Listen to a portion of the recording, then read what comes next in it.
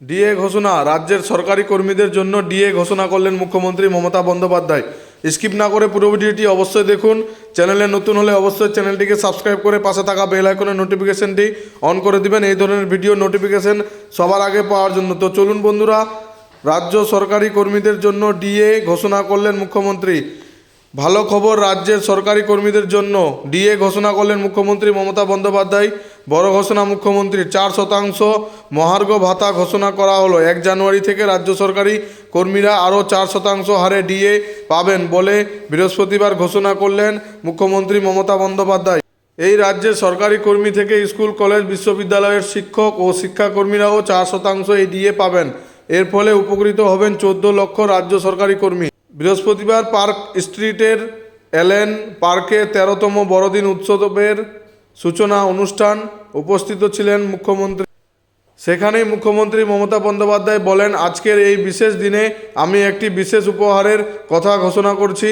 রাজ্য সরকারি কর্মচারীদের জন্য এটা আমার বড়দিনের উপহার। তিনি জানান, এই 4% ডিএ দেওয়ার জন্য রাজ্য সরকারের অতিরিক্ত খরচ হবে 2,400 কোটি টাকা। তার দাবি, রাজ্য সরকারি কর্মচারীদের ক্ষেত্রে ডিএর বিষয়টি ঐচ্ছিক, কেন্দ্রের ক্ষেত্রে তা নয়। মুখ্যমন্ত্রী আরও জানিয়েছেন, রাজ্য সরকারের পেনশনভোগীরাও এই বর্ধিত হারে ডিএ পাবেন। মুখ্যমন্ত্রীর আজকের এই ঘোষণার পর কেন্দ্রীয় সরকারি কর্মচারীদের সঙ্গে রাজ্য সরকারি কর্মীদের ডিএর ফারাক কমে 36% হলো। তবে এই 4% ডিএ ঘোষণায় খুশি নয় দীর্ঘদিন ধরে আন্দোলনরত সরকারি কর্মচারীদের যৌথ সংগ্রামী মঞ্চ। মঞ্চের আহ্বায়ক ভাস্কর ঘোষ বলেন, মুখ্যমন্ত্রীর এই ভিক্ষা আমরা ঘৃণার সঙ্গে প্রত্যাখ্যান করছি। মুখ্যমন্ত্রী আমাদের করছেন না। কেন্দ্রীয় হারে ডিএ সহ একাধিক দাবিতে আমাদের আন্দোলন যথারীতি চলবে।